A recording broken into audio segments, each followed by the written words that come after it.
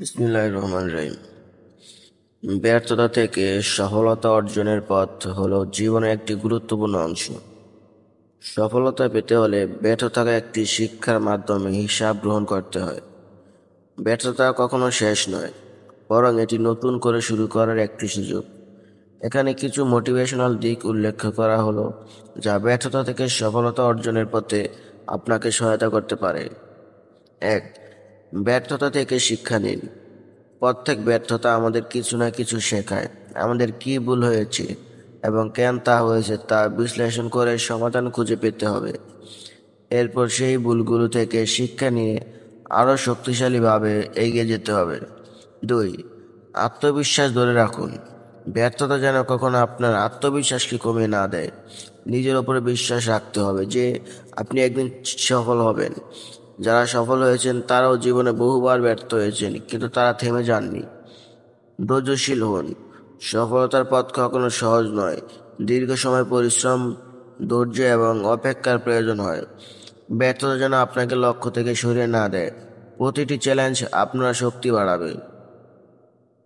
ইতিবাচক থাকুন। ব্যর্থতার পরেও ইতিবাচক মনোভাব ধরে রাখা খুব গুরুত্বপূর্ণ। ইতিবাচক চিন্তা আপনাকে নতুনভাবে চিন্তা করতে, সমস্যার সমাধান খুঁজে পেতে এবং নতুন সুযোগ তৈরি করার সাহায্য করবে।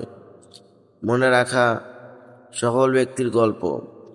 অনেক বিখ্যাত ব্যক্তির জীবনে ব্যর্থতা এসেছে। উদাহরণস্বরূপ, থমাস এডিসন বহুবার ব্যর্থ হয়েছিলেন বাল্ব আবিষ্কারের আগে, কিন্তু তিনি হাল ছাড়েননি।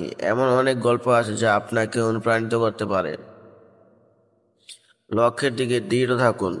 ব্যর্থতা যতই আসুক, আপনার লক্ষ্য যেন স্পষ্ট থাকে।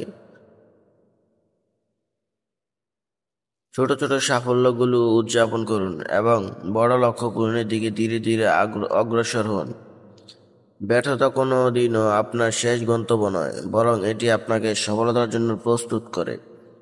সঠিক মনোভাব এবং ধৈর্য নিয়ে কাজ করলে সফলতা আসবে। সফলতার জন্য চেষ্টা করে যেতে হবে। সফলতা একদিন ঠিকই ধরা দিবে, ইনশাআল্লাহ। ধন্যবাদ।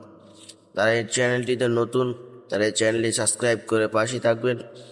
নতুন নতুন ভিডিও পেতে চ্যানেলটির সাথে থাকুন। ধন্যবাদ।